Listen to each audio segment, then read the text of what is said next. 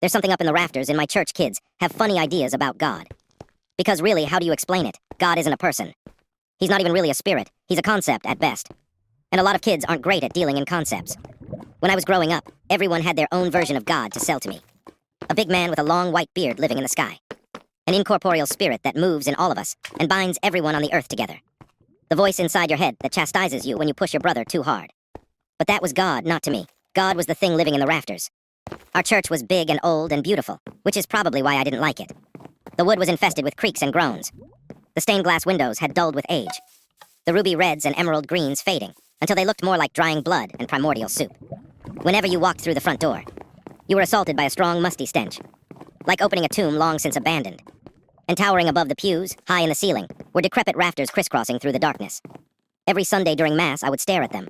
My eyes would try to trace them, failing where the shadows were deepest. I would see a glint of something here and there, maybe metal, maybe not, and I would imagine they were eyes staring at me. The many eyes of God. See, I'd gotten it into my head that he lived up there. Whenever the priest would pray, he would lift his eyes to the rafters, as though speaking to the thing that I was sure prowled above us. He would preach to us about something all-knowing, all-seeing, watching everything we do, like it had eyes everywhere in the world. One for every member of its flock. One of those eyes up there was meant for me alone. I just knew it. Over the years, the fantasy grew. It became more detailed, more involved. But never more stable. From Sunday to Sunday, it would change. Some days, I was sure its body must be long and lean, like a snake slithering from beam to beam.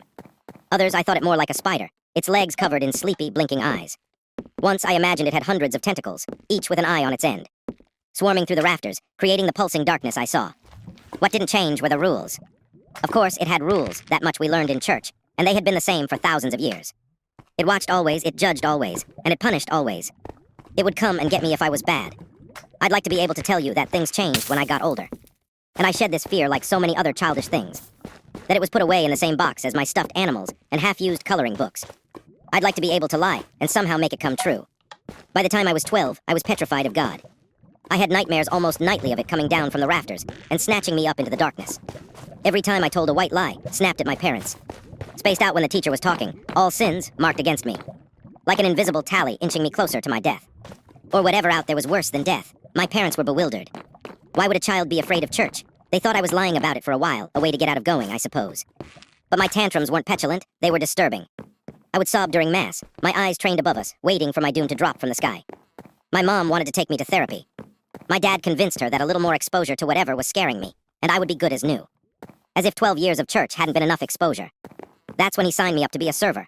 All the kids did it in our church, but I'd managed to avoid it up until then. As the server, I'd be assisting the priest during Mass, bringing the host to the altar, carrying the book up the aisle, that sort of thing. As a young child,